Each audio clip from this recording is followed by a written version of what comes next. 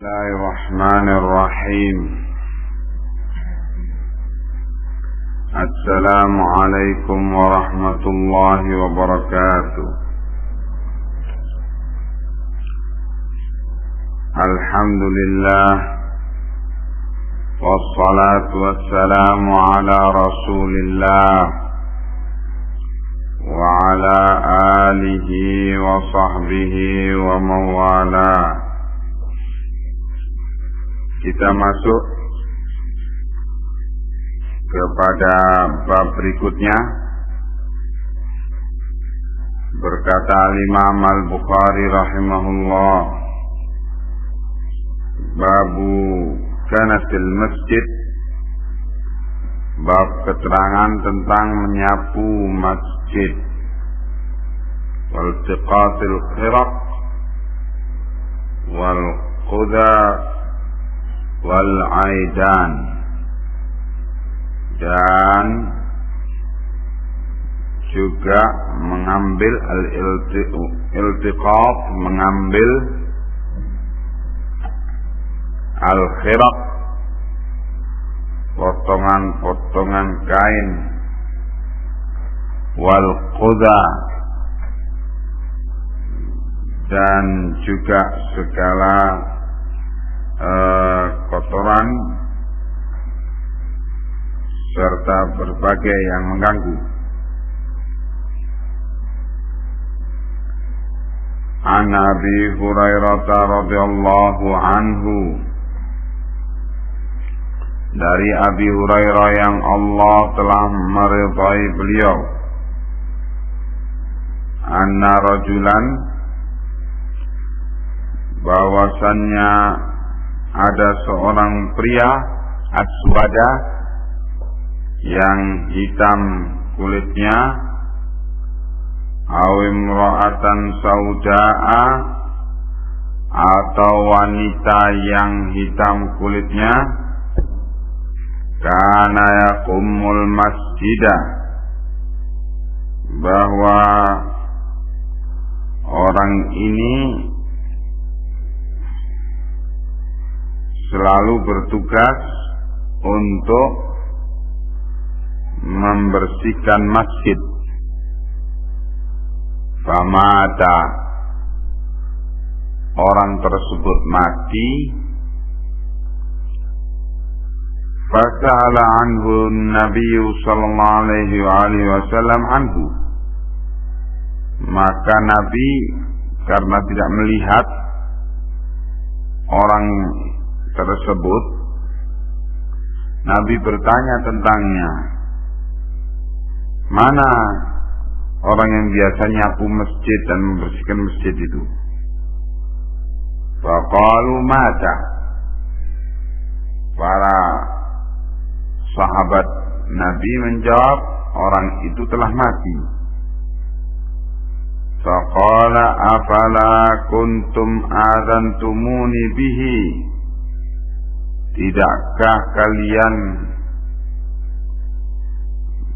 adzantumuni, memberitahu aku tentang orang tersebut? Dulluni ala qabrihi, tunjukkan aku di mana kuburnya. Qala qabriha, fa'ata qabrahu fa shalla alaihi, atau beliau menyatakan dulluni ala qabriha, au qala qabriha, qabrihi au qala qabriha. Jadi rawi di sini ragu apakah yang dalam kasus ini adalah perempuan ataukah lelaki. Fa'ata qabrahu fa shalla alaih, maka telah ditunjukkan kuburnya, Nabi mendatangi kuburnya dan Nabi menyolatinya.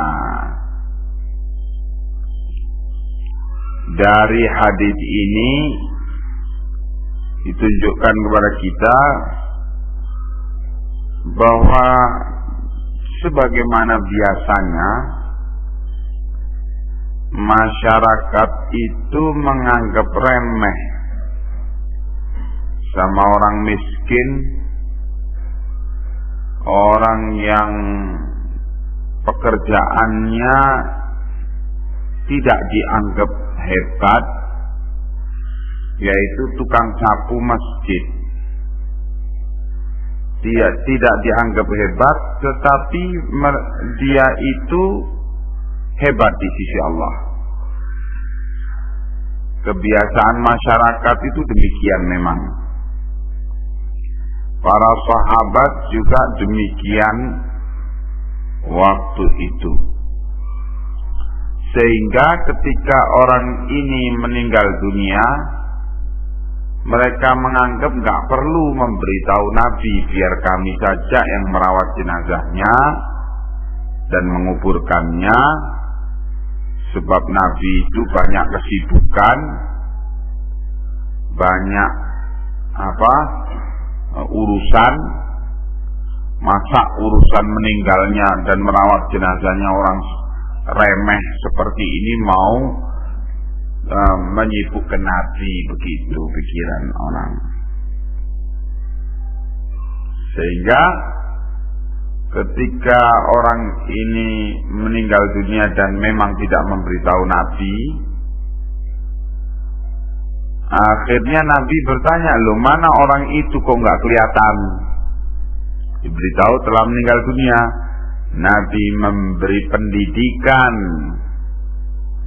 kepada para sahabatnya agar jangan menganggap remeh, jangan mengecilkan orang yang mempunyai pekerjaan kecil di mata kalian. Maka Nabi minta ditunjukkan tempat dikuburkannya orang itu. Terus Nabi memerlukan diri untuk mendatangi kuburnya dan menyolatinya. Nah, dari ini menunjukkan betapa mulianya, betapa besar fadilah keutamaan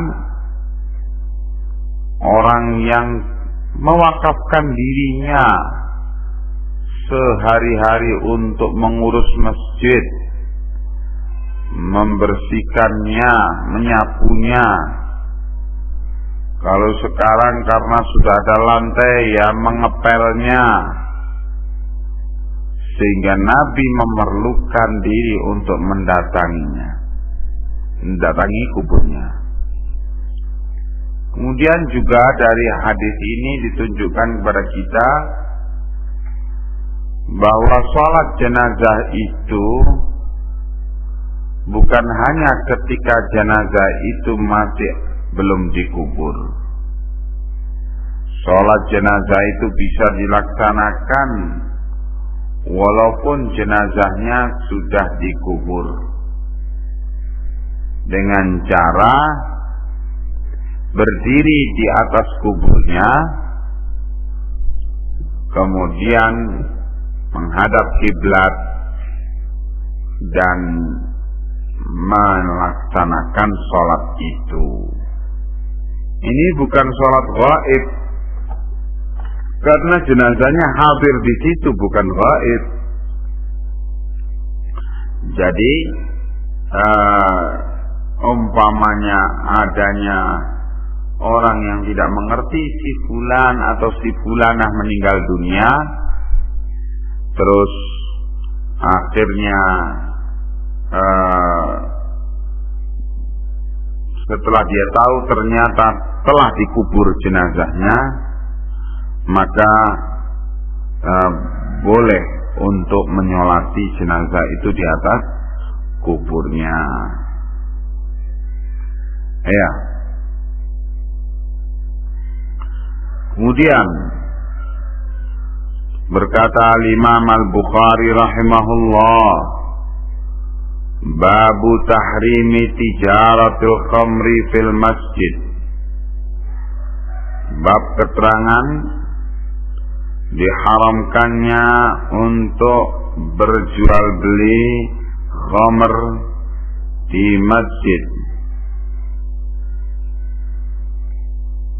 An Aisyah radhiyallahu anha qalat, dari Aisyah radhiyallahu anha bahwa Aisyah menyatakan, lamma unzilatil ayatu min suratil Baqarah fir riba, ketika diturunkannya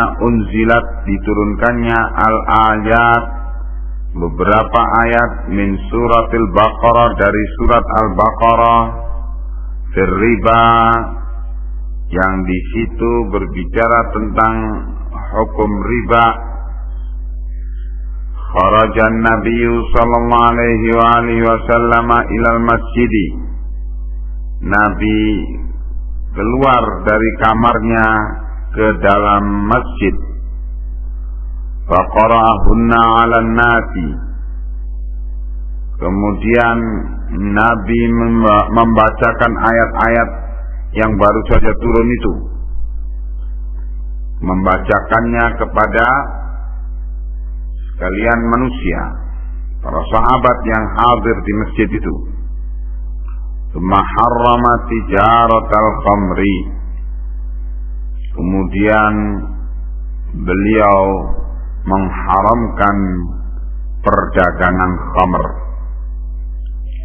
Di dalam riwayat ini, pengharaman perdagangan khamr itu mutlak, umum, bahwa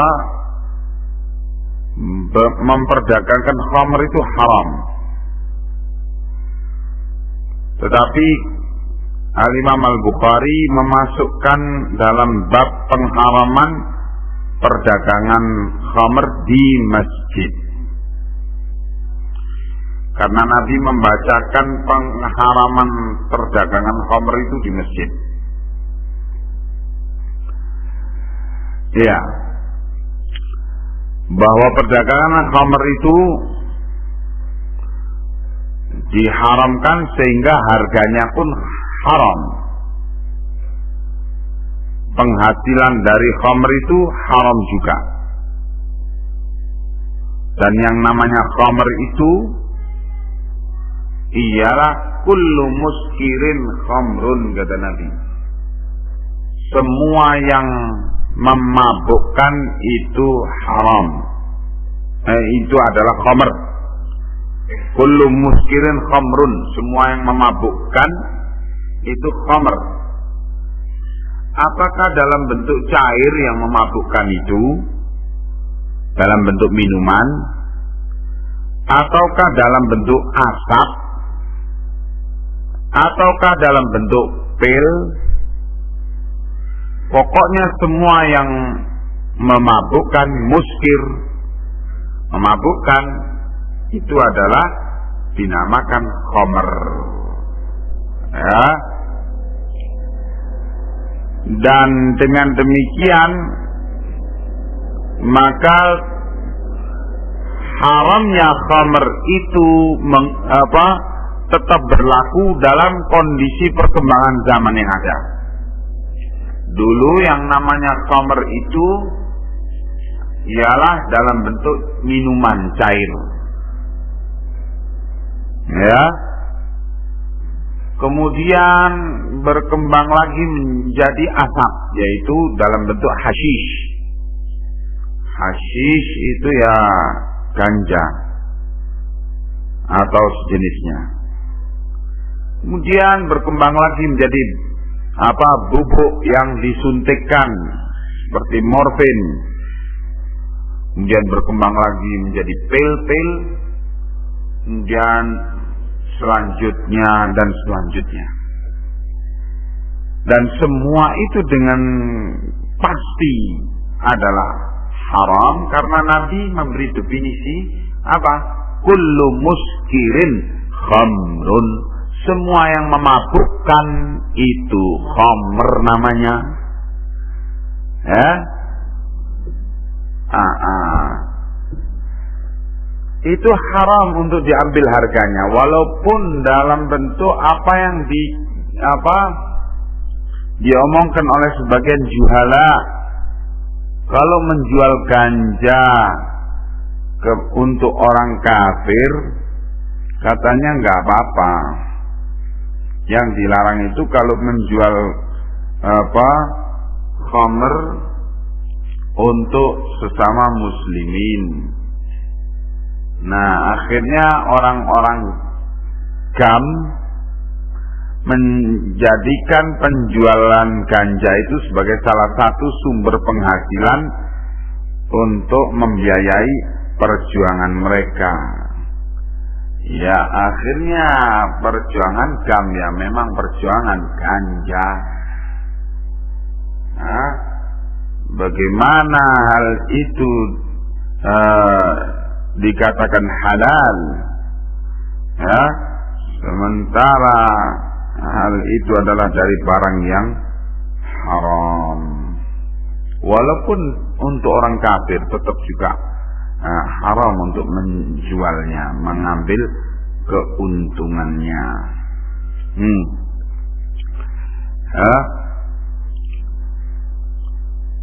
Babul asiri awil gharimi yurbaqu fil masjid.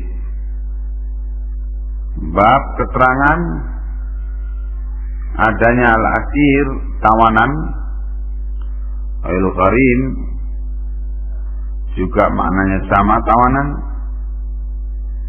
Bisa juga al-gharim makna lainnya ialah apa? Orang yang pailit dalam perdagangan. Tapi di sini maknanya tawanan, tawanan perang. Yurbatu fil masjidi, diikat di masjid.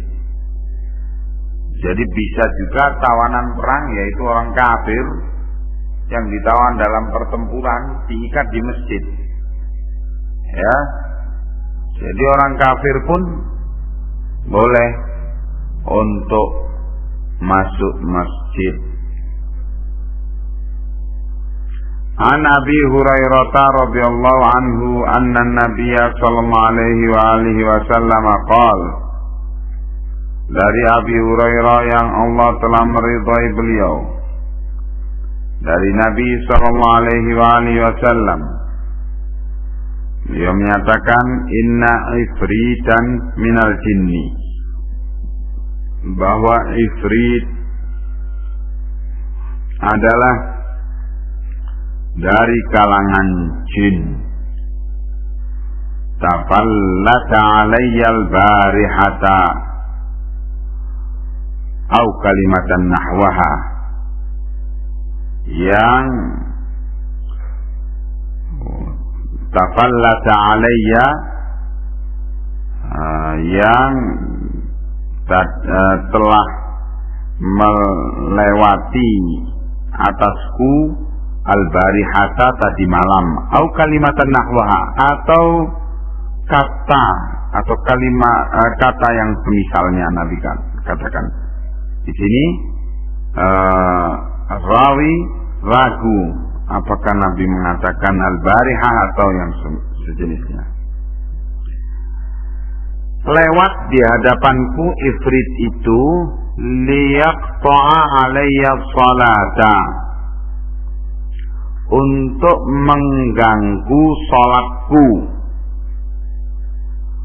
Fahamkanani Allahu minhu, maka Allah memberi kekuatan kepadaku untuk menangkapnya. Fa'aradtu an arbitahu ila sariyatin min sawaril masjidi, maka aku pun ketika telah berhasil menangkapnya, aradtu, aku ingin an arbitahu, untuk mengikatnya di sariyah, di tiang, min sawaril masjid, dari tiang-tiang masjid, hatta tusbihu, sehingga sampai subuh. Wa tanduru ilaihi kullukum, Dan kalau sudah diikat sampai subuh, kalian semua akan bisa melihatnya. Fadzakartu qaula akhi Sulaimana, maka aku ingat omongan Nabi Sulaiman, saudaraku Nabi Sulaiman, yaitu dinukil oleh Allah di dalam Al-Quran surat Shad ayat ke-35, di mana Nabi Sulaiman di situ menyatakan Rabbighfirli, ya Allah, wahai Tuhanku, ampunilah aku, wa habli mulkan la yanbaghi li ahadin min ba'di, dan habli, anugerahkanlah kepadaku mulkan, kerajaan, la yanbaghi li ahadin min ba'di, tidak pantas diberikan kepada seorang pun sepeninggalku. Doa Nabi Sulaiman ini menjadi pertimbangan Nabi Muhammad sallallahu alaihi wasallam untuk tidak menawan ifrit. Ya, ifrit ini jin yang sempat waktu itu ditaklukkan oleh Nabi Sulaiman, sehingga sempat Nabi Sulaiman memerintahkan kepadanya dan anak buahnya, anak buah ifrit dari kalangan jin, untuk membangun istana. Karena Nabi Sulaiman kuat menguasai para jin itu. Allah memberi kekuatan kepada Nabi Sulaiman untuk menguasai para jin itu, sehingga para jin itu tidak berpeluang untuk menguasai Nabi Sulaiman. Walaupun Nabi Sulaiman memerintahkan memperlakukan para jin itu sesuai dengan kehendaknya. Adapun keumuman orang, kalau sudah berani menggunakan para jin untuk membantu dia, lah jin itu lama-kelamaan kemudian minta syarat kepada dia. Ya, saya mau bantu kamu, tapi kamu harus nyembelih ayam berwarna hitam di pojok sebelah sana untuk aku. Begitu. Akhirnya karena sudah tergantung manusia ini kepada si jin itu, mau melaksanakan, akhirnya terjatuh pada syirik, melakukan penyembelihan korban untuk jin. Nah, itu caranya jin untuk merusakkan akidah manusia. Akhirnya jinnya berbuat syirik, manusianya berbuat syirik, sama-sama berbuat syirik, sama-sama sesat. Nah, oleh karena itu, berhubung manusia ini sangat lemah di dalam menguasai para jin itu, dan yang betul-betul mempunyai kemampuan ialah para nabi, hanya Nabi Sulaiman saja yang diberi kekuatan oleh Allah untuk menguasai para jin itu. Dan kemudian Nabi Muhammad sallallahu alaihi wasallam. Adapun peristiwa yang dialami oleh Nabi Muhammad sallallahu alaihi wasallam ini, yaitu mengikat jin ifrit itu yang sempat mengganggu Nabi Muhammad sallallahu alaihi wasallam. Nah, sampai diberitakan oleh Nabi di riwayat lain, itu jin ifrit itu cekik pada lehernya sampai lidahnya si ifrit ini, si jin ini, sampai menempel di telapak tangan Nabi Muhammad sallallahu alaihi wasallam dan terasa dinginnya lidah si jin itu. Begitu Nabi menceritakan. Nah ini syaitan yang dicekik seperti itu oleh Nabi. Tetapi ketika ingat doanya Nabi Sulaiman seperti ini, ya Allah, berilah kepadaku kerajaan yang tidak engkau berikan kepada selain aku sepeninggal aku. Maka Rasulullah dalam rangka ta'adduban, bersopan santun kepada Allah, dilepaskanlah ifrit itu, tidak dikuasai, tidak diikat di tiang masjid, karena khawatir yang demikian itu menyamai kehebatan Nabi Sulaiman dalam memimpin kerajaannya yang meliputi manusia dan jin itu. Kerajaan Sulaiman meliputi manusia, hewan, dan jin. Angin-angin itu tunduk kepada Sulaiman. Nabi Sulaiman pergi kemana-mana naik angin. Semua angin tunduk kepada dia. Burung-burung tunduk kepada dia. Diperintahkan burung itu untuk mengantarkan surat kepada Ratu Bilqis. Berangkat. Dan Nabi Sulaiman diberi oleh Allah kekuatan untuk memahami bahasa binatang. Semut-semut. Itu berbicaranya semut itu Nabi Sulaiman mengerti. Sampai ketika Nabi Sulaiman mau lewat di satu tanah, di situ ada kerumunan semut, teriak pimpinan semut itu, ya ayyatuhan namlah, wahai sekalian semut, masuklah kalian ke lubang kalian, nanti kalian diinjak oleh Sulaiman dan tentaranya. Itu dengar Nabi Sulaiman, bisa paham bahasa hewan. Jadi kerajaan Sulaiman luar biasa kekuatannya.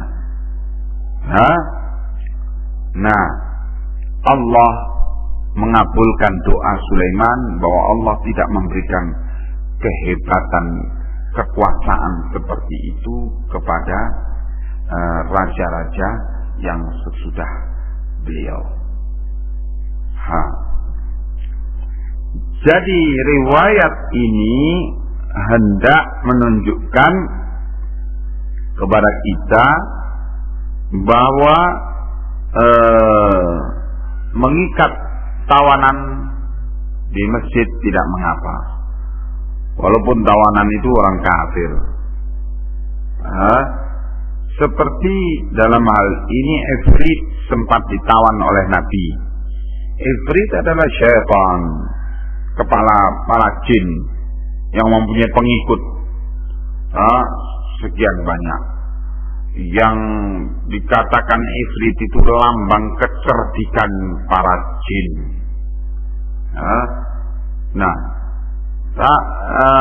Dengan perbuatan Nabi ini maka dijadikan dalil oleh Al-Imam Al-Bukhari bahwa boleh menawan, mengikat tawanan di masjid. Babul khaymati fil masjidi lil marda wa ghairihim. Bab keterangan bolehnya membikin kemah di masjid untuk orang sakit dan yang lain-lainnya. An Aisyah radhiyallahu anha qalat, dari Aisyah radhiyallahu anha bahwa beliau menyatakan, usiba Sa'dun yaumal khandaqi, Sa'ad telah ditimpa luka-luka yaumal khandaq, pada peristiwa perang Khandaq. Fil akhali, pada bagian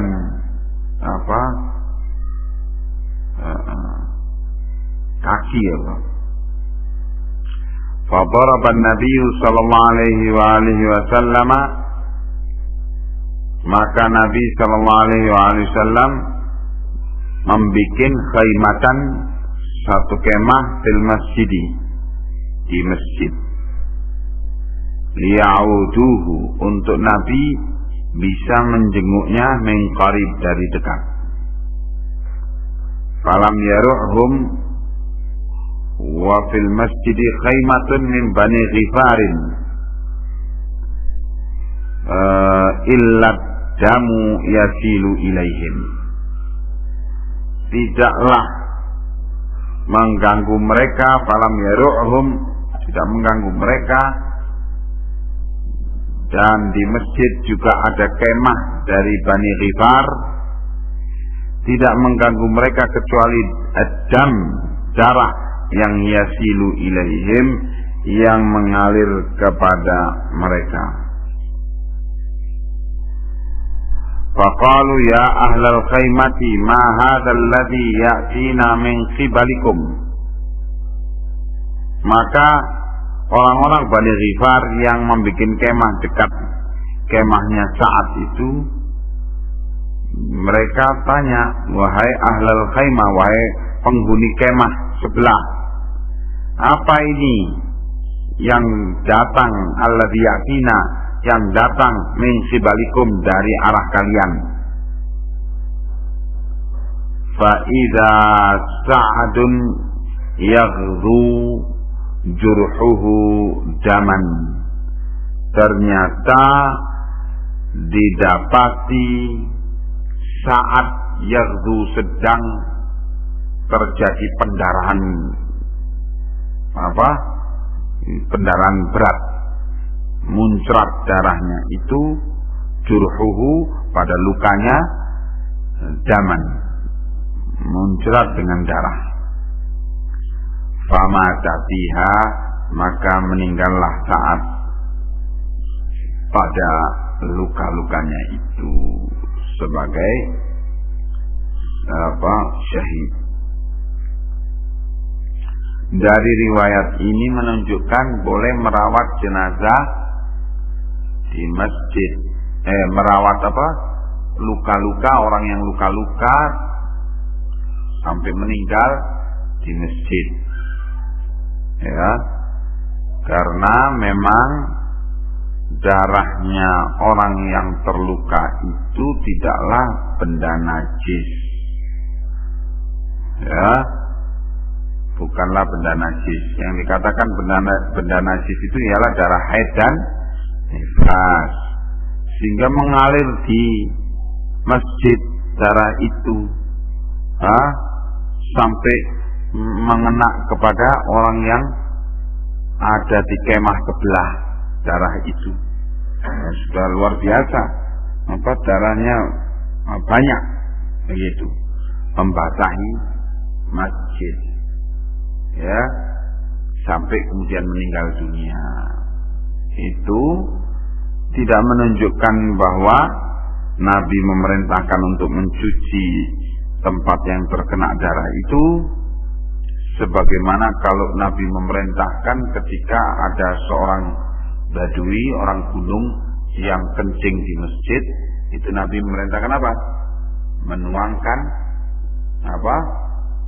air seember, karena najis.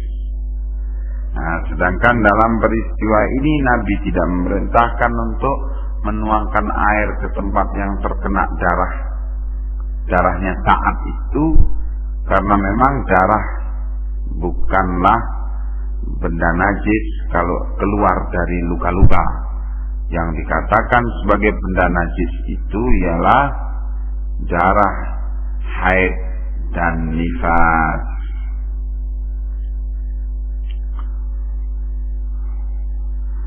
Selanjutnya babu idkhalil ba'iri fil masjidi lil illah.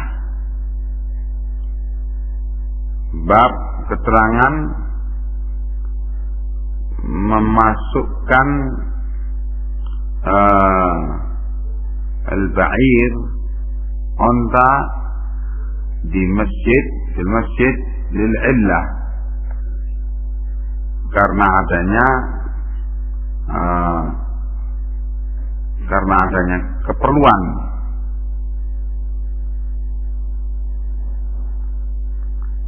An Ummi Salamah radhiyallahu anha qalat,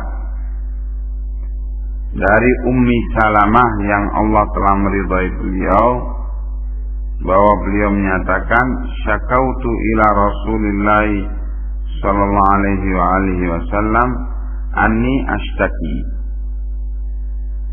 aku mengadukan kepada Rasulullah sallallahu alaihi wasallam bahwa aku sedang sakit. Qala tufi min wara'in nasi wa anti raqibatun.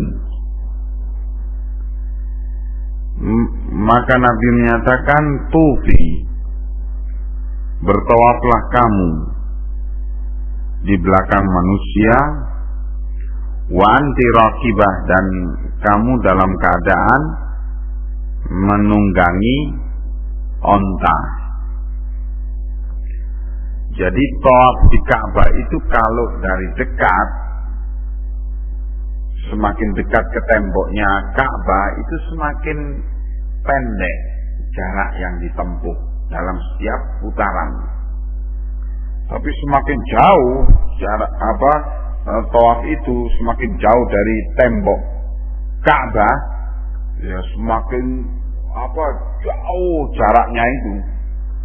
Nah, maka diatur oleh Nabi, orang yang tawaf menunggangi onta di Masjidil Haram itu diletakkan yang paling belakang dari kerumunan orang yang tawaf itu. Nah, karena paling belakang sehingga semakin jauh jaraknya yang harus ditempuh dalam tawaf. Dari riwayat ini dikatakan, fatuftu wa Rasulullah sallallahu alaihi wasallam yusalli ila janbil baiti. Maka aku pun tawaf dan Rasulullah sedang sholat, memimpin sholat di sebelah Ka'bah. Yaqra'u bit-tur wa kitabim mastur. Beliau membaca surat At-Tur. Nah, jadi boleh tawaf dalam keadaan orang sedang sholat, ya, di Baitul Haram. Yang dimaukan di sini oleh Imam Al-Bukhari yaitu mengambil kesimpulan hukum bolehnya memasukkan hewan tunggangan, dalam hal ini onta, ke masjid lil illah, karena adanya keperluan atau karena adanya alasan yang mengharuskan demikian. Seperti Ummu Salamah memasukkan ontanya ke Masjidil Haram untuk tawaf. Nah, kalau sekarang sudah tidak mungkin lagi untuk masukkan hewan ke Masjidil Haram. Ya, adapun orang yang sakit sekarang ini bisa tawaf dengan ditandu, dipikul oleh orang-orang yang diongkosi untuk mikul orang sakit tawaf. Begitu.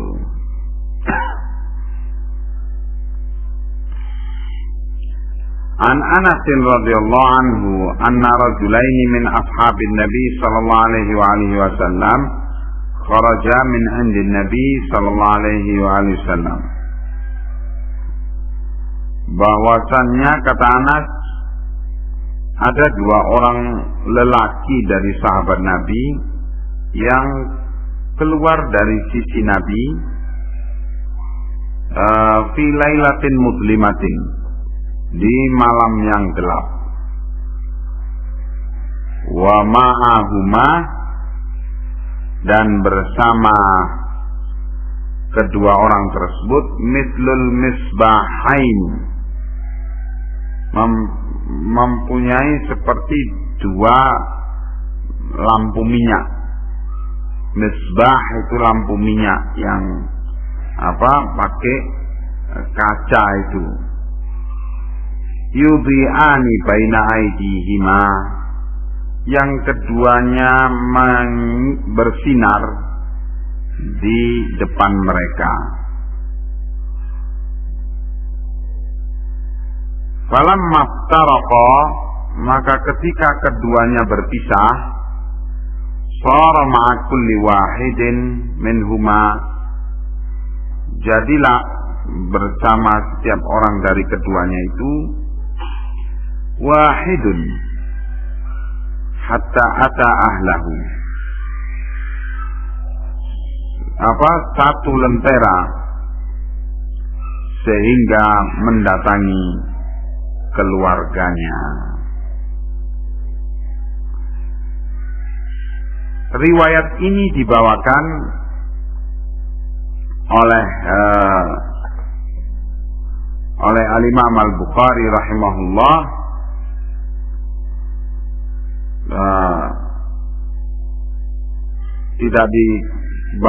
tidak disertakan bab tentang mengapa riwayat ini dibawakan oleh beliau, tetapi di sini menceritakan bahwa dua orang dari sahabat Nabi keluar dari masjid, di mana keluar dari sisi Nabi dalam keadaan terlihat adanya cahaya di depan mereka, seperti seakan-akan keduanya itu membawa lampu minyak itu. Apakah ini menunjukkan keutamaan keduanya, atau menunjukkan bahwa keduanya itu mempunyai keluarga masing-masingnya di dalam masjid tersebut? Wallahu a'lamu bis-shawab. Ini tidak dimengerti. Sebagaimana juga tentang kemarin Al-Imam Al-Bukhari membawakan satu bab di mana diterangkan adanya api di dalam masjid, menyalakan api di dalam di hadapan orang yang sholat.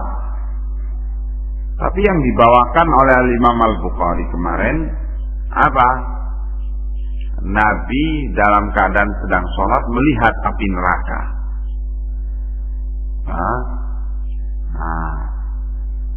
Istidlal, pendalilan yang dilakukan oleh Al-Imam Al-Bukhari seperti itu tidak dimengerti oleh para ulama. Mengapa demikian? Padahal yang dialami oleh Nabi itu di luar kemampuan beliau. Tiba-tiba ditampakkan oleh Allah kepada beliau surga dan neraka ketika beliau sedang sholat. Dan juga tidak pasti menunjukkan bahwa yang ditampakkan kepada Nabi itu di depan beliau, mungkin di sebelah kanan, di sebelah kiri, ya. Jadi mengapa Al-Imam Al-Bukhari mengambilnya sebagai dalil untuk menyatakan bolehnya api diletakkan di depan orang yang sholat, sehingga jadi pembicaraan di kalangan para ulama dalam mensyarah Sahih Bukhari. Riwayat ini juga demikian. Kita masuk kepada hadis berikutnya, babul khawqah wal mamar fil masjid. Bab keterangan tentang al-khawqah. Al-khawqah yaitu bilik kecil, kamar kecil, wal mamar, tempat lewat, fil masjid, di masjid, bahwa di sekeliling Masjid Nabawi itu ada khawqah, bilik-bilik kecil yang dibangun oleh para sahabat Nabi untuk mereka tidur padanya dan membawa keluarga di situ, guna mereka bisa berkesempatan belajar setiap saat dengan Nabi. Nah, ini menunjukkan bolehnya membuat khawqah itu. Sementara keluarga mereka atau mereka juga, karena pintunya bilik kecil itu menghadap ke masjid, jadi kalau mau keluar mencari air dalam kondisi junub itu jalan satu-satunya lewat masjid, karena pintunya hanya menghadap ke masjid. Atau ketika istri mereka itu haid, nah juga kalau mau ada keperluan ya lewat lalu lalang di masjid, begitu. Kita lihat riwayatnya. An Abi Sa'id Al-Khudri radhiyallahu anhu qala, dari Abu Sa'id Al-Khudri yang Allah telah meridai beliau, bahwa beliau menyatakan,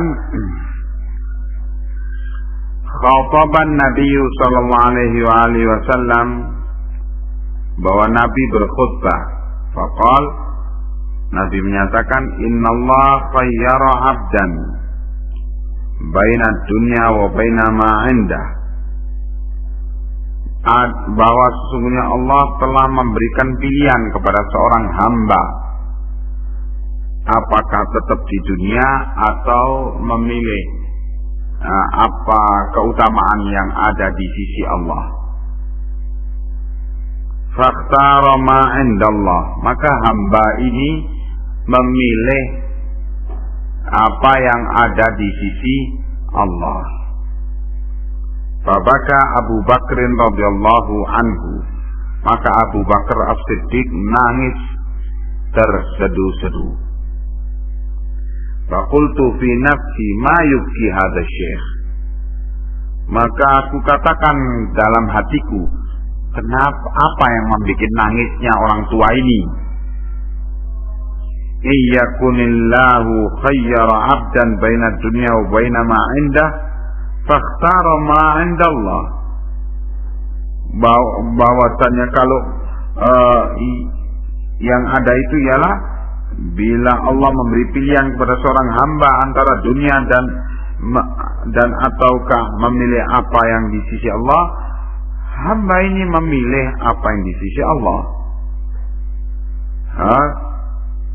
Kenapa kok diberitakan di sini kok menangis Abu Bakar ini? Kata Abu Sa'id, orang tua ini kok menangis? Ada apa ini? Nggak ngerti. Yang ngerti Abu Bakar. Nah, ini menunjukkan apa? Ilmu agama di antara para sahabat itu satu dengan yang lainnya berbeda. Satu lebih tinggi dari yang lainnya. Abu Bakar As-Siddiq adalah yang paling tinggi ilmunya dari yang lainnya.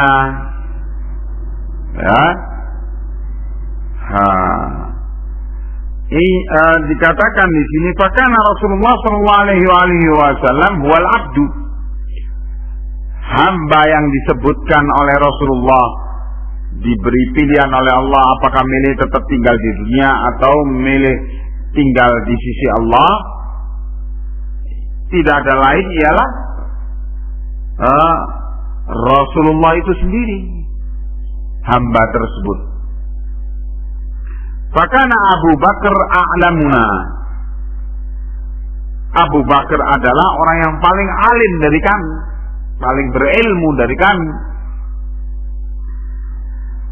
Faqala ya Abu Bakrin la tabki, maka Nabi menyatakan, wahai Abu Bakar, jangan engkau menangis.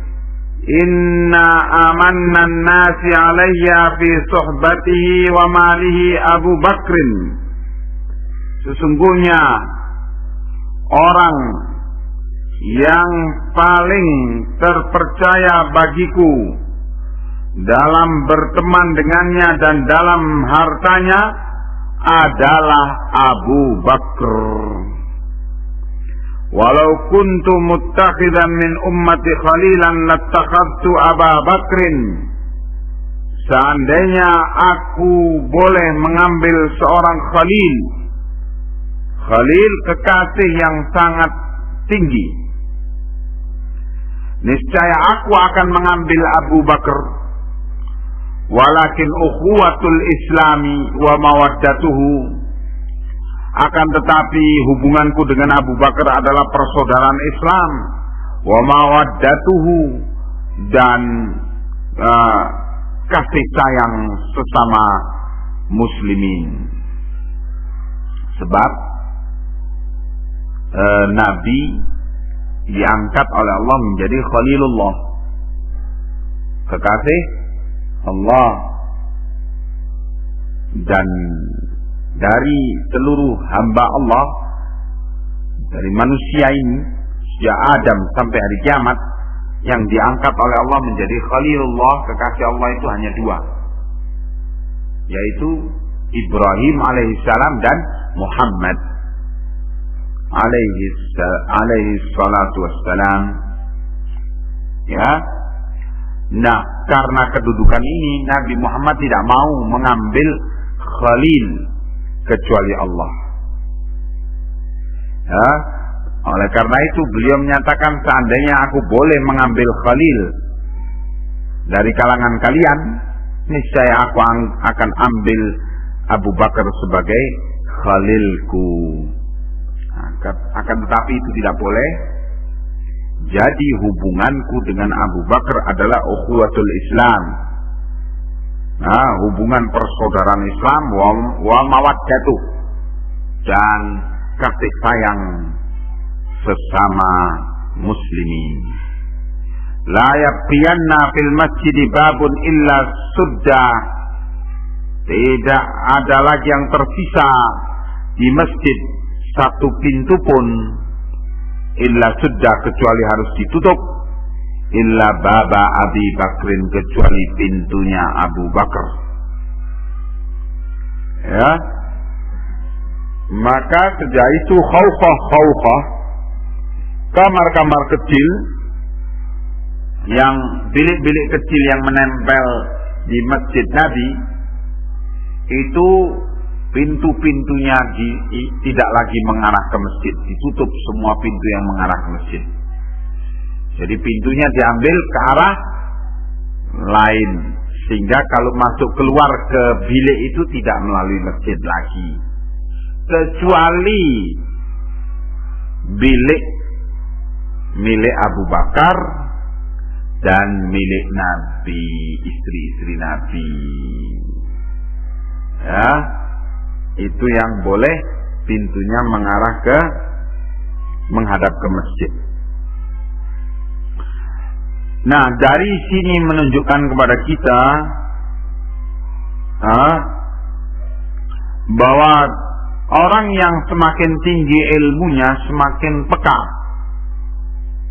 dengan berita-berita dari Allah dan Rasulnya, dan mengerti dengan isyarat. hanya dengan isyarat saja mengerti kemana larinya tujuan pembicaraan tersebut. Orang semakin rendah ilmunya dalam hal agama ini semakin bebal dan harus diajak bicara dengan lugas. Sebab kalau dipakai bahasa sindiran nanti menafsirkan ke sana kemari dan tidak jelas. Yang kedua, dari riwayat ini menunjukkan kepada kita bahwa ukhuwah Islamiyah itu demikian tingginya nilainya, sampai ketika Nabi Muhammad SAW ingin menggambarkan betapa akrab dan betapa dekatnya hubungan beliau dengan Abu Bakar As-Siddiq, hubungan kasih sayang beliau dengan Abu Bakar As-Siddiq, dan Abu Bakar As-Siddiq adalah orang yang paling mulia dari umat ini setelah Nabi Muhammad SAW. Beliau menggambarkannya hubungan itu sebagai hubungan ukhuwah Islamiyah, persaudaraan Islam, semata-mata karena Islam. Abu Bakar As-Siddiq Bani Tamim, ya, sedangkan Rasulullah SAW Bani Hashim. Beda kabilah Bani Tamim dengan Bani Hashim, ya. Tetapi hubungan antara Abu Bakar As-Siddiq dengan Rasulullah lebih dari hubungan darah, persaudaraan karena nasab, lebih dari itu, yaitu apa? Ukhuwatul Islam wa mawaddatuh. Nah, ini menunjukkan betapa tingginya kedudukan ukhuwatul Islam itu dalam pandangan sunnah Nabi, ya. Nah, selanjutnya an Ibnu Abbas radhiyallahu anhu maqal, dari Ibnu Abbas radhiyallahu anhuma beliau menyatakan, kharaja Rasulullah sallallahu alaihi wasallam fi maradih alladhi mata fihi. Rasulullah keluar dari kamarnya ketika beliau sakit yang alladhi mata fihi, yang beliau meninggal dunia padanya. Asiban ra'sahu bi khirqatin, dalam keadaan asiban, berbebat atau berikat, ra'sahu, kepala beliau yang mulia, bi khirqatin, dengan sepotong kain, diikat kepalanya karena sangat pusing, sangat berat pusing yang dirasakan oleh kepala beliau. Faqa'ada 'alal mimbar, maka beliau pun kemudian duduk di atas mimbar. Fahamidallaha wa asna alaih, kemudian beliau bertahmid, mengucapkan alhamdulillah, wa asna alaih, dan menyanjung Allah. Tsumaqal, kemudian beliau menyatakan, innahu laisa minan nasi ahadun amanna alayya fi nafsi wa malihi min Abi Bakr bin Abi Quhafah. Sesungguhnya tidak ada dari kalangan manusia seorang pun yang amanna alayya, yang paling terpercaya bagiku, fi nafsihi, pada dirinya, wa malihi, dan pada hartanya, yang lebih hebat dari Abi Bakr bin Abi Quhafah.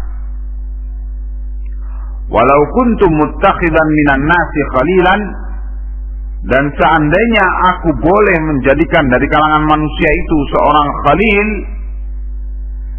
lattaqattu Aba Bakrin khalilan, niscaya aku akan menjadikan Abu Bakar sebagai khalil. Walakin khullatul islami afdalu. Akan tetapi khullatul Islam, yaitu ukhuwatul Islam, hubungan cinta karena sama-sama dalam beragama Islam, afdalu, itu yang lebih utama. Suddu anni kulla khawqatin fi hadzal masjidi, tutuplah dengan perintahku ini, kulla khawqatin, setiap bilik fi hadzal masjid, di masjid ini, ghaira khawqati Abi Bakrin, selain biliknya Abu Bakar. Ya, maka ditutup semua pintu-pintu bilik yang mengarah ke masjid, kecuali pintu bilik Abu Bakar dan pintu bilik Nabi. Ini juga memberi isyarat kepada kaum muslimin, sepeninggal aku nanti yang mimpin kalian itu Abu Bakar As-Siddiq, Abu Bakar bin Abi Quhafah. Begitu isyarat dari Nabi. Banyak isyarat yang beliau berikan, dan itu cukup bagi orang yang bertakwa. Banyak isyarat yang diberikan, antara lain Nabi mengisyaratkan, memerintahkan untuk Abu Bakar As-Siddiq sebagai imam, menggantikan beliau ketika beliau sedang sakit keras menjelang wafatnya. Ketika Aisyah berupaya untuk jangan Abu Bakar As-Siddiq yang jadi imam, karena Aisyah paham ini bisa jadi sebagai isyarat bahwa sepeninggal Nabi yang jadi pimpinan itu Abu Bakar. Aisyah sangat kasihan kepada ayahnya, kalau sampai ayahnya itu menggantikan kedudukan Rasulullah dalam memimpin negara. Maka Aisyah berupaya kepada Nabi, ya Rasulullah, Abu Bakar As-Siddiq itu lebih banyak nangisnya kalau mimpin sholat daripada bacaannya. Kalau bisa ganti yang lainnya saja. Marah Nabi. Inna kunna suwaihibati Yusuf. Kalian ini adalah wanita-wanita yang menggoda Nabi Yusuf. Muru Aba Bakrin ayya umman nas. Perintahkan Abu Bakar tidak boleh diganti oleh yang lainnya untuk memimpin sholat bagi manusia. Begitu Rasulullah Sallallahu Alaihi Wasallam. Dan akhirnya disampaikan perintah Rasulullah ini, dan Abu Bakar As-Siddiq kemudian memimpin sholat berjamaah. Ketika mendengar suara orang membaca ayat Quran, Nabi bertanya, itu suara siapa? Itu suara Abu Bakar, sebagaimana perintah engkau wahai Rasulullah. Beliau berseri-seri gembira. Kata Nabi, seandainya itu suara yang lainnya, aku akan perintahkan untuk mengulang kembali sholat itu, supaya Abu Bakar yang memimpinnya. Ini isyarat dari beliau bahwa sepeninggal aku nanti yang memimpin kalian adalah Abu Bakar As-Siddiq. Hal ini dipahami oleh para sahabat kibar dari kalangan sahabat yang besar-besar. Ya, dipahami yang demikian karena mereka dengan bekal ilmu yang kuat, mereka memahami isyarat-isyarat dari Nabi itu. Sedangkan yang lainnya tentu tidak memahami seperti pemahaman para sahabat yang lainnya. Sini.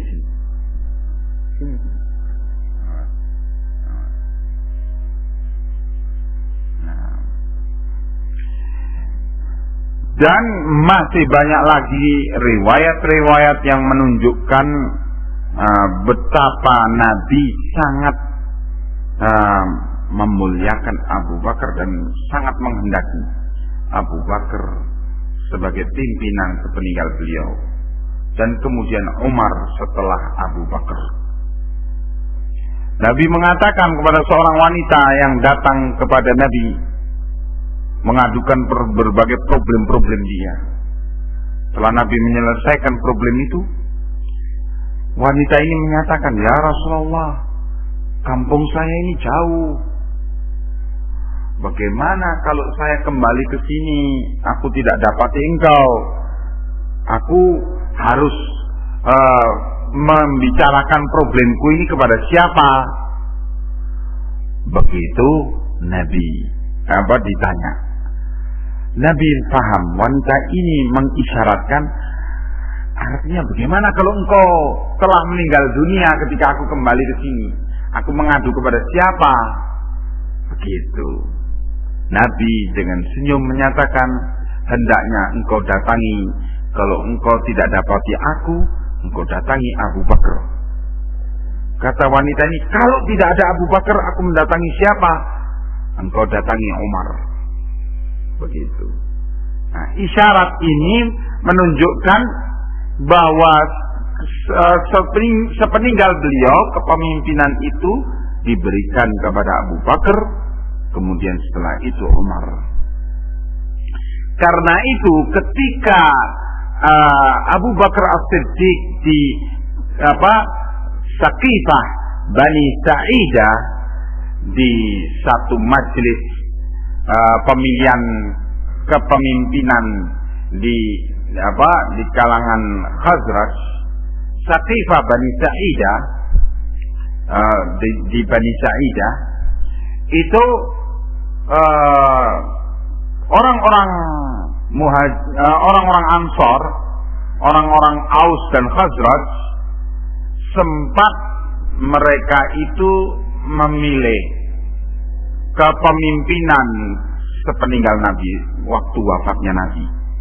Jenazah belum dikubur waktu itu. Mereka memilih Sa'ad bin Mu'ad atau Sa'ad bin Ubadah sebagai pimpinan. Datanglah Abu Bakar As-Siddiq dan Umar Ibn Khattab kepada mereka, terus memberi peringatan kepada mereka, ketahuilah bahwa Nabi, aku mendengar pernah bersabda, al-a'immatu min Quraisy, pimpinan itu dari kalangan Quraisy, dari kami pimpinan dan dari kalian sebagai pembantu pimpinan. Begitu. Maka segera mereka membatalkan penunjukan mereka kepada Sa'ad. Terus mereka ketika dalam keadaan demikian, Abu Bakar menyatakan, aku punya calon untuk kalian, 2 orang, yaitu Umar bin Khattab dan Abu Ubadah ibn al-Jarrah. Kata Umar dan Abu Bakar, demi Allah, lebih baik kami dipenggal kepala kami daripada memimpin rakyat yang di dalam rakyat itu ada Abu Bakar As-Siddiq. Maka Umar menyambar tangannya Abu Bakar As-Siddiq dan membaiatnya. Abu Ubadah bin al-Jarrah menyambar tangan Abu Bakar dan membaiatnya. Terus diikuti oleh orang-orang Aus, mereka menyatakan baiat kepada Abu Bakar. Kemudian orang-orang Khazraj mengikutinya. Kemudian diumumkan di masjid, telah dibaiat di Saqifah Bani Sa'idah, Abu Bakar As-Siddiq sebagai pengganti Rasulullah dalam kepemimpinan negara. Dan segera jamaah masjid dari kalangan Muhajirin dan Ansar yang belum sempat membaiat beliau dan juga Ali bin Abi Thalib radhiyallahu anhu dan Ahlul Bait semuanya membaiat beliau pada waktu itu. Baru hari ketiga Nabi dikubur. Jadi jenazah Nabi 3 hari 3 malam belum dikubur, dan para sahabat menentukan kepemimpinan sebelum penguburan jenazah Nabi. Maka penguburan jenazah Nabi itu dipimpin langsung oleh Abu Bakar sebagai Khalifatur Rasul yang telah dibaiat. Al-Imam Al-Bukhari rahimahullah membawakan riwayat-riwayat ini, ya, dan menunjukkan bahwa Khawkhah membuat bilik kecil yang menempel di masjid itu adalah boleh. Mungkin seperti sekarang rumahnya imam masjid itu dibikin menempel di masjid, pintunya langsung ke masjid. Itu adalah perkara yang mubah, yang boleh. Demikian. Babul abwabi wal ghalqi lil ka'bati wal masajid. Bab keterangan tentang pintu-pintu dan penutupan bagi Ka'bah dan masjid. Kadang-kadang pintu masjid ditutup. Begitu. An Ibnu Umar radhiyallahu anhuma, dari Ibnu Umar yang Allah telah meridai beliau dan bapak beliau, anna Nabiya sallallahu alaihi wasallam qadima Makkah. Nabi datang sampai di Mekah. Fada'a Utsmanu. Oh iya ya. Pinter.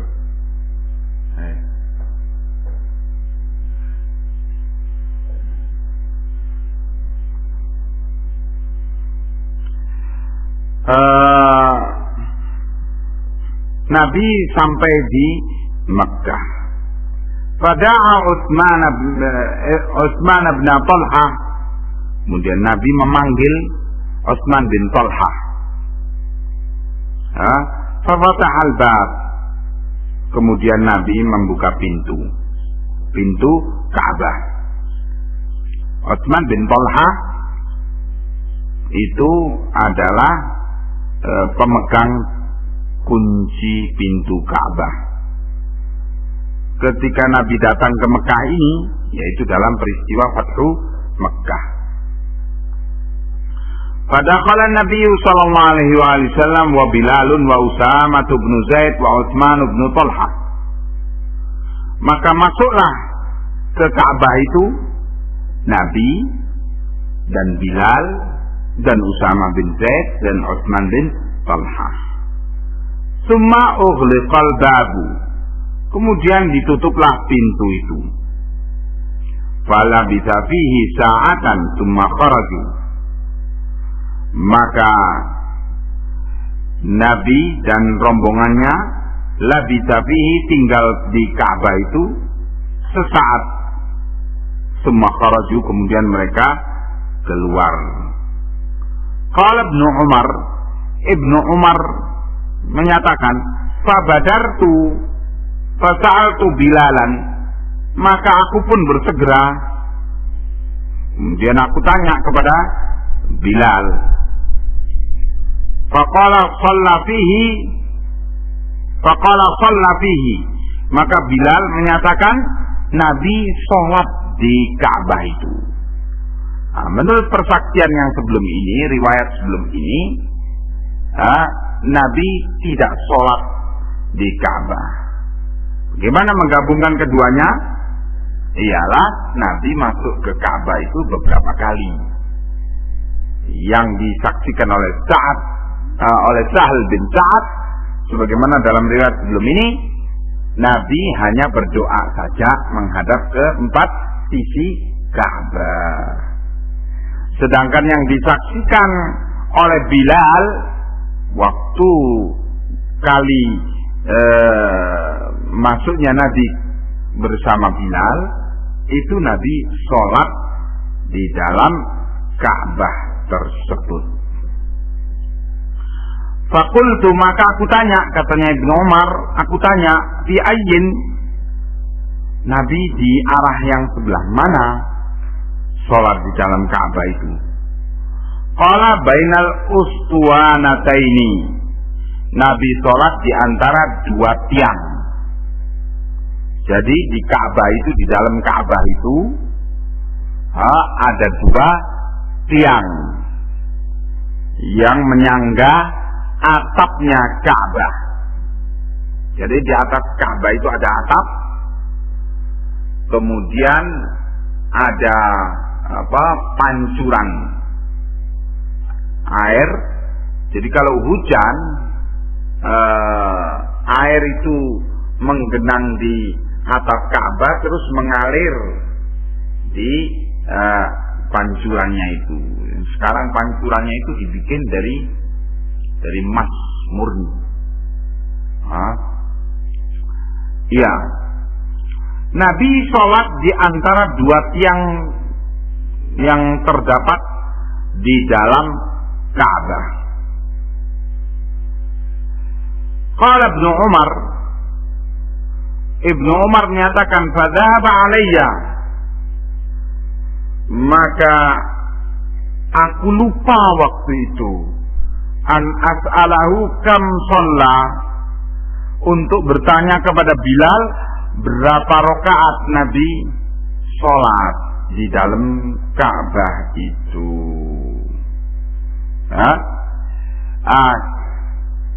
Maka di sini diambil keterangan oleh Imam Al-Bukhari bahwa kadang-kadang boleh masjid itu ditutup, sebagaimana Ka'bah itu boleh ditutup. Ya, tentunya ditutup dalam waktu-waktu tidak dilaksanakan sholat 5 waktu. Masjid itu ditutup. Ya. Kalau yang seperti sekarang yang ditutup hanya Masjid Nabawi di Madinah. Adapun Masjidil Haram di Makkah itu tidak ditutup 24 jam. Iya. Dan Al-Imam Al-Bukhari mengambil istimbat, mengambil pengertian bolehnya menutup masjid dalam waktu tertentu dari peristiwa yang diceritakan oleh Ibnu Umar tersebut. Juga dari riwayat ini menunjukkan kepada kita bahwa Nabi sholat sunnah di dalam Ka'bah ketika masuk ke Ka'bah. Ya. Nah, karena sholat sunnah, ya kalau sholat tahiyatul masjid ya 2 rakaat. Walaupun di sini Ibnu Umar menyesal lupa tanya ke Bilal tentang berapa rakaat Nabi sholat padanya. Tapi seperti juga sunnahnya sholat di Hijr Ismail. Jadi Ka'bah itu ada namanya Hijr Ismail, lengkung, tempat di mana dikatakan yang dinamakan tempat itu Hijr Ismail, ruangannya Nabi Ismail. Tidak tahu apa yang dimaksud dengan Hijr Ismail ini. Di mana di masa sebelum pembongkaran Ka'bah, ketika Nabi masih berusia 25 tahun, atau masih berusia sebelum diangkat jadi nabi, itu terjadi banjir. Ka'bah akhirnya runtuh dengan banjir. Orang-orang Quraisy akhirnya dengan kepemimpinan Abu Thalib untuk rame-rame membangun Ka'bah di masa jahiliyah sebelum Islam. Karena mereka sepakat untuk membangun Ka'bah ini harus diteliti dinar per dinar, harus dari uang yang dipastikan melalui pendapatan halal, tidak boleh yang setengah-setengah antara halal dan haram. Maka mereka dengan susah payah mengumpulkan dana untuk itu. Ya, karena ada syarat demikian, setiap orang yang menyumbang di zaman itu, di zaman jahiliyah itu, setiap orang yang menyumbang selalu ditanya, ini kamu dapat dari mana? Sebab ini untuk bangun Ka'bah. Sampai dipastikan bahwa itu dari halal. Akibatnya yang terkumpul, dana yang terkumpul cuma sedikit. Sehingga cukup untuk membangun Ka'bah dengan